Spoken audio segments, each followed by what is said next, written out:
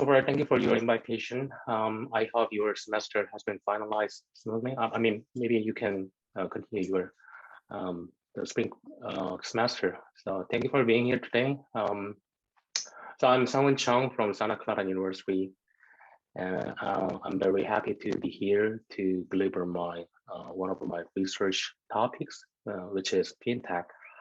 So let me introduce a little bit myself. So before joining my current institution, Santa Clara, I worked at University of Queensland.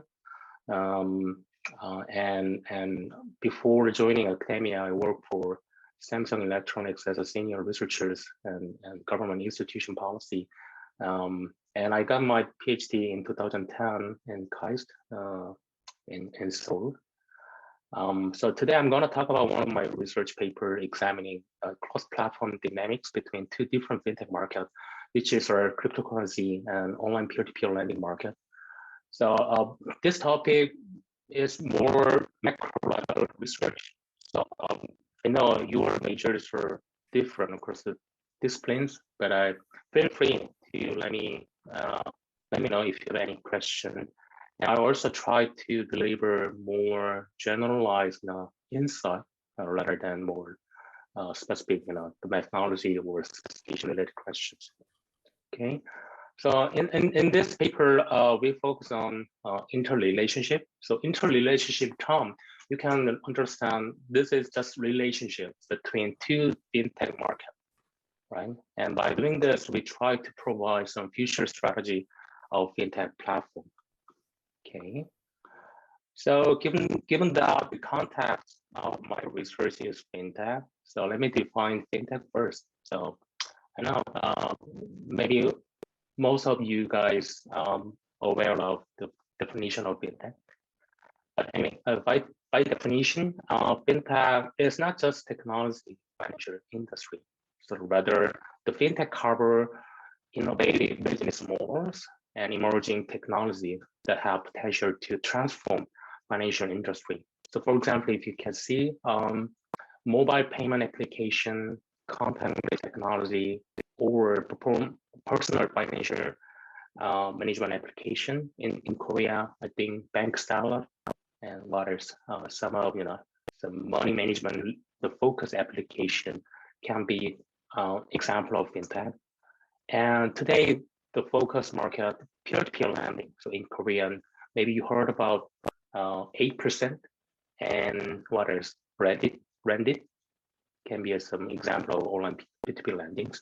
And crowdfunding in Korea, what is and what is in US case, Kickstarters and in Indiegogo can be some example of crowdfundings. And foreign currency platform. Personally, I'm frequently using foreign currency platform to transfer money from US to Korea or vice versa. So all of these, technology-based services or new business model in the financial industry can be some example of financial technology or fintech, right? And in terms of innovative business model, as I mentioned, some of the new business model that has been introduced before inception of fintech, for example, equity crowdfunding platform. So equity crowdfunding platform means as a lenders or as a investor, individual investor, we can invest some small money to small startup company. And in the future, if our investing company or small startup company can go for public, listing in KOSPI or KOSDAQ market, or in US case, if certain investing small company go to the market in NASDAQ, and we can get a really great high return as an individual investor. So that is equity crowdfunding platform, and peer-to-peer lending platform, and also robo advisors. I know many banking industry now is adopting robo advisor to help some financial decisions for the customers. And social trading platform is combining social media activities and financial investing. Can offer more innovative business model in financial industry. Okay, so that is some broad broad definition of fintech. And in terms of emerging technology, so we are talking about the definition or just broad concept of fintech first before going over my talk. So as I mentioned, the fintech can be cover business model, new business model, and also emerging technology. So emerging technology, as you can see, cognitive computing or machine learning and AI, importantly, DLT, distributed ledger technology, can be some emerging technology, right? So there's some broad terminologies and some concept around fintech. The most important thing, as far as I understand, the fintech can be utilized IT, information technology, right? So in business discipline, there's a many the major what you are majoring now. So international business, marketing, organizational behavior. But among the different discipline of management, I would like to say the information system or management information system, MIS, can touch some kind of fintech area. So that's why I deliver my talk in fintech as an IS scholar, right? Of course, during my talk, maybe even you are studying some different topics in different discipline, maybe you can get some interesting insight.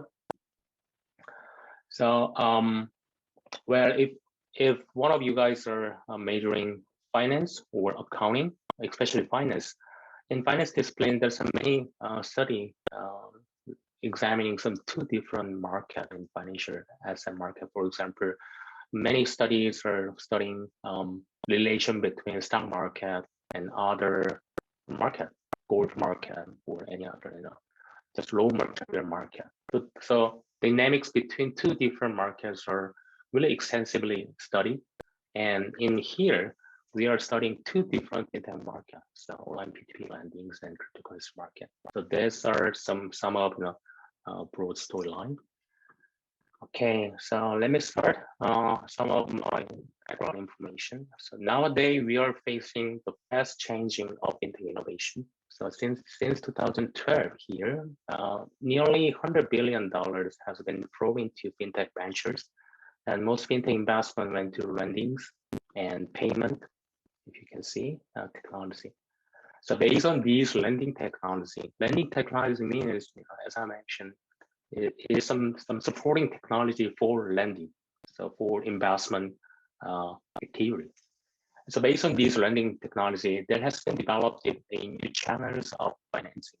So as you know, even about decades ago, we need to use traditional banking or financing by visiting the physical banking. But then online P2P lending platforms has been emerged as a new channel of financing through decentralization. But there's still middle institutions like Prosper or Lending Club in Korea, lended for 8%. So most recently, by using blockchain technology and DLT, distributed ledger technology, cryptocurrency has been introduced to facilitate secure and anonymous transaction. So from 1990s, physical banking, and in early 2000, 2008, 2009, there's an inception of online P2P lending. So by using Prosper or Lending Club, people can invest more money, and from borrower perspective, borrower can borrow easily from individual investor. So it is like some platform to matching borrowers and investors. So this matching lenders, investors and borrower within this platform can be complement to existing banking activities. And nowadays, from 2009 2010, the cryptocurrency market tried to eliminate any middle platform like Prosper Lending Club. So without any institution, people can transfer money without any middle institutional platform. That is some decentralization through some peer-to-peer networks.